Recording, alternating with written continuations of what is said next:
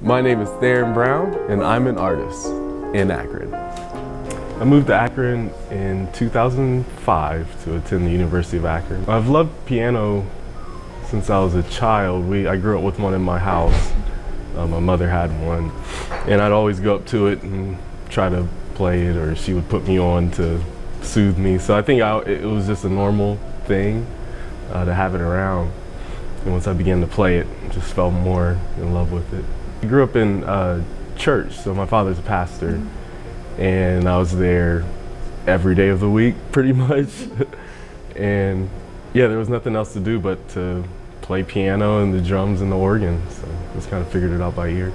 The career part came probably after 2 years in college. Like, I started to see what practice would do for me, and that I could make money on gigs, so it seemed promising. And also, I guess the connection that I could have with different audiences and people made me want to make it into a legit career.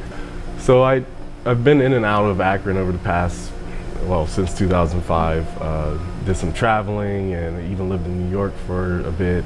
When I came back to Akron, there was definitely still this growth that was happening in the city.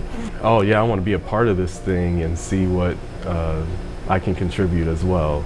Yeah, the Rubber City Jazz and Blues Festival was founded by myself and my friend Dan Wilson back in 2015.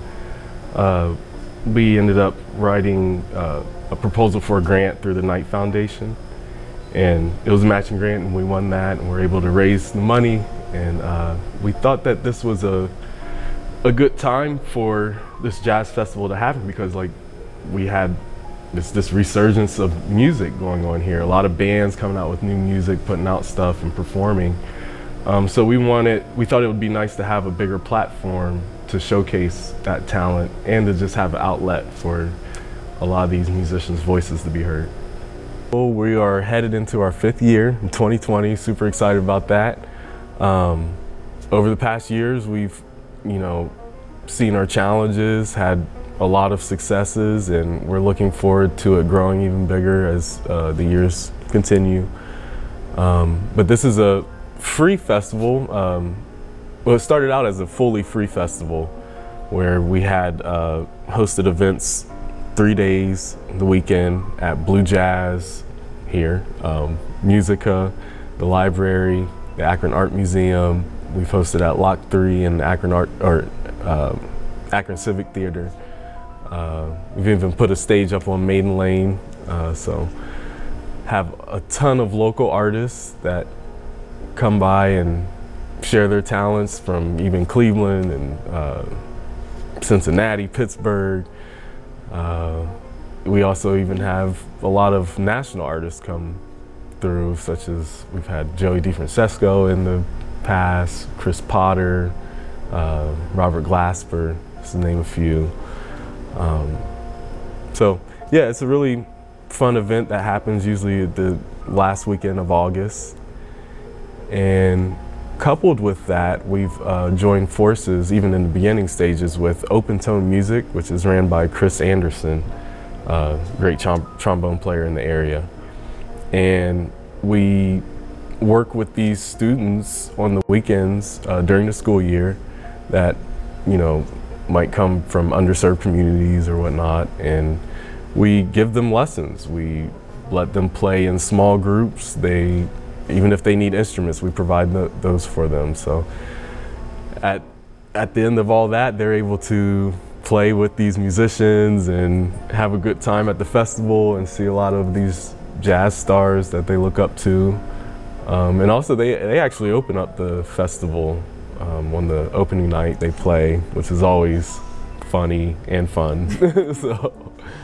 But yeah, it's just a great event, and we're hoping to expand, even giving some a little sneak peek into the future. We want to do a little winter jazz festival, start something to just make it even, I guess, more in your face throughout the year. So the festival to me is important now because it can be an inspirational tool to people, either audience members that are listening or to the musician to get their message across, of course.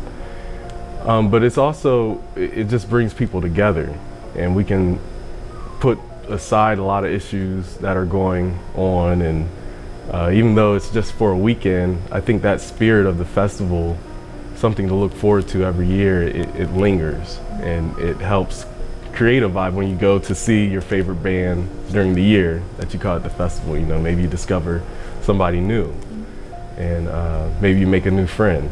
Or, you know, so there's a lot of beautiful things that I think happen.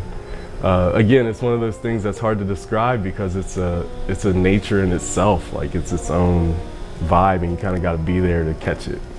Once you catch it, you got it. The musicians cross-pollinating and collaborating has been probably the best part of the Akron sound, if you were to give it that staple, because they're creating it. It can only be different if you get these two people that have two totally different musical backgrounds, and you put that together, and who knows what's going to happen. Bringing people together, having these events and activities, different experiences that are diverse, where we're, you know, being inclusive to everybody. I think that's going to make their lives healthy here, and if they plan to go somewhere else, then they can take a good foundation that they have here, and they can say they're from Akron, you know, proudly.